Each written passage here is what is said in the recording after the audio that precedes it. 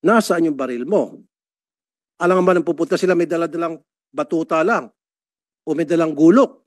MLF ako, ito ang armas ko, gulok. Itong 100,000, hindi man siguro ganun po, di ba? Common sense lang po yun.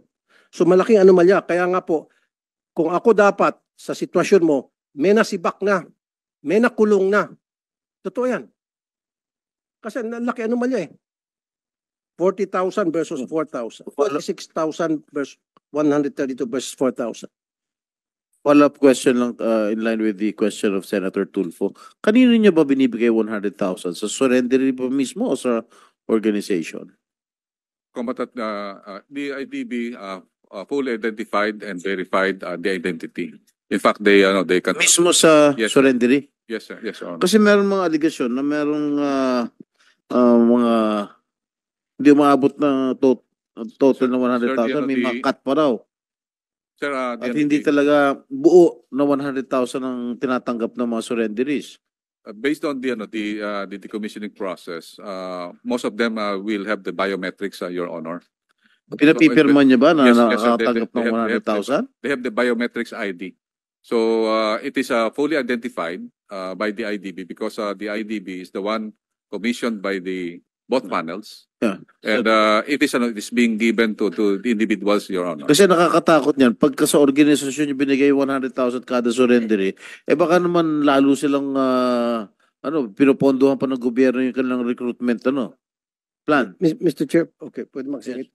Ito lang po ang gusto kong mangyari.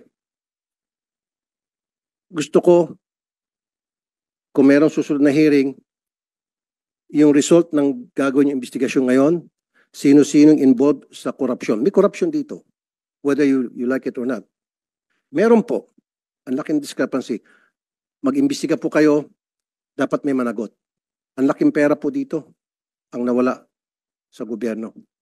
Your Honor, Dahil kung hindi po, sa susunod na Senate hearing, patatapyasan ko kayo ng budget. Your Honor, You can count on me on that. I could say that, proudly say that there is no corruption in this decommissioning. We are just following the agreement. Sir, Do not tell us that we are corrupt. I'm not saying you're corrupt. What I'm saying here is, meron pong mga tao dyan sa loob ng inyong organization. I'm not saying you are corrupt. I'm saying there are people there that are not doing their job or maybe they're involved in corruption. Because if they're not involved, common sense lang po ito, Secretary Galvez. Pag nagsabi ka ikaw ay combatant, di ba combatant meaning, meron kang baril. So kung meron kang baril, isusurrender mo yung kapalit ng 100,000. Your Honor, the categories of the firearms is not only individual firearms. We have also cruiser weapons.